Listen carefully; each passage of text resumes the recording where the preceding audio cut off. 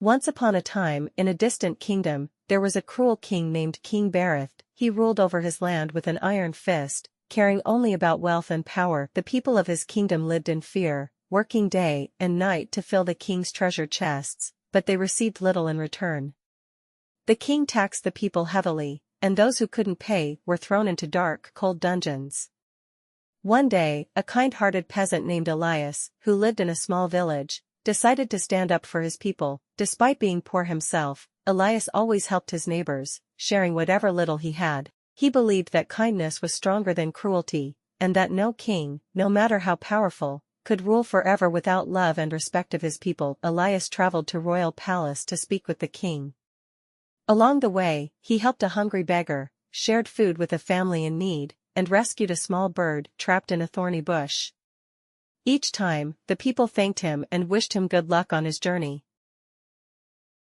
When Elias arrived at the palace, he was granted an audience with King Peasant. The king sneered at the sight of the poor peasant, but Elias bravely spoke.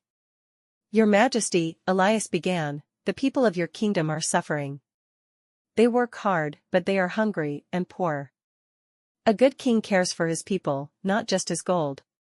King Peasant laughed cruelly. "What does a peasant know about ruling a kingdom?" he scoffed. "My people are nothing but tools to make me richer. Leave before I throw you in the dungeons." Elias did not back down. "A kingdom is like a garden, Your Majesty. If you care for the flowers and plants, they will grow and bloom, and the garden will be beautiful. But if you neglect them or treat them poorly, they will wither and die. Without your people, who will work your land and fill your treasure chests?" The king, furious, ordered Elias to be thrown into the dungeon.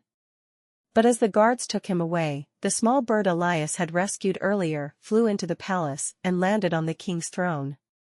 It chirped sweetly, and the king was momentarily distracted by its beauty. Then, the beggar Elias had helped entered the palace. To everyone's surprise, the beggar was actually a powerful wizard in disguise.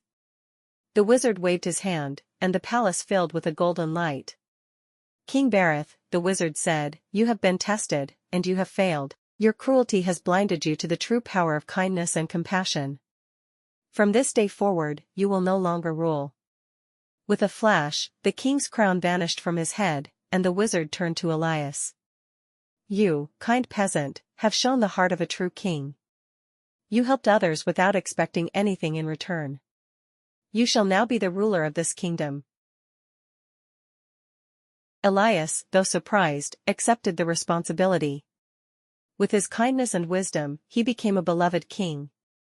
He reduced taxes, helped the poor, and ensured that everyone in the kingdom had enough to eat. The land flourished, and the people were happy once again. As for the cruel King Peasant, he was never seen again.